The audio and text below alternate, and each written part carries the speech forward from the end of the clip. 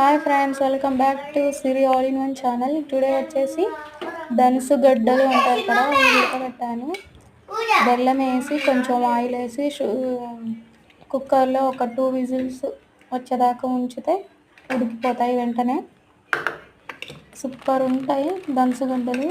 అప్పట్లో ఎడ్ల బండి మీద వచ్చి పల్లెటూళ్ళల్లో అమ్మేవాళ్ళు. ఇప్పుడు అస్సలు కనబడట్లేదు ధనుసు గడ్డలు.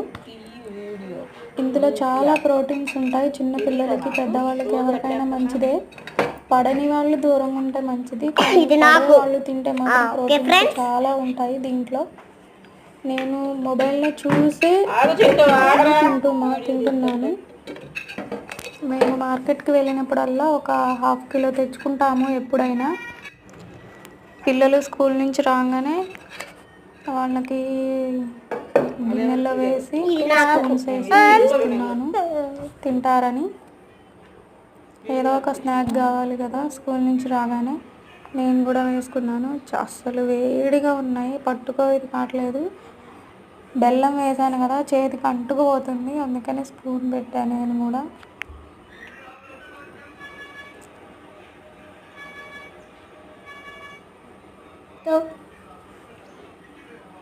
చూద్దాం టేస్ట్ ఎలా ఉంటుందో.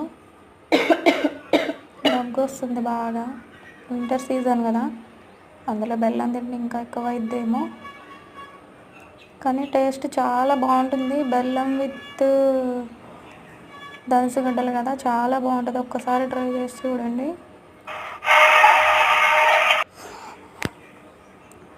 చాలా బాగుంది.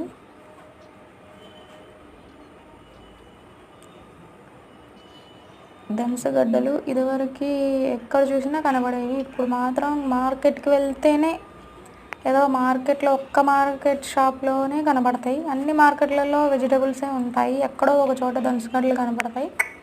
మార్కెట్కి వెళ్ళినప్పుడల్లా తెచ్చుకుంటాం మేము.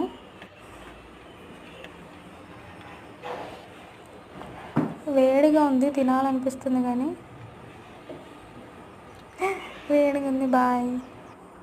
మా పిల్లలకి పెట్టాను, చూద్దాం వాళ్ళు ఏమంటారో. ఇలాంటి స్నాక్స్ మా హస్బెండ్ తినరు, నేనే.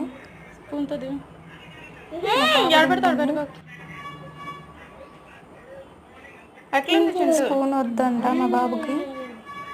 బాగుందంట, బాగుంది అంటుంది. మా పాప కూడా బాగుంది అంటుంది.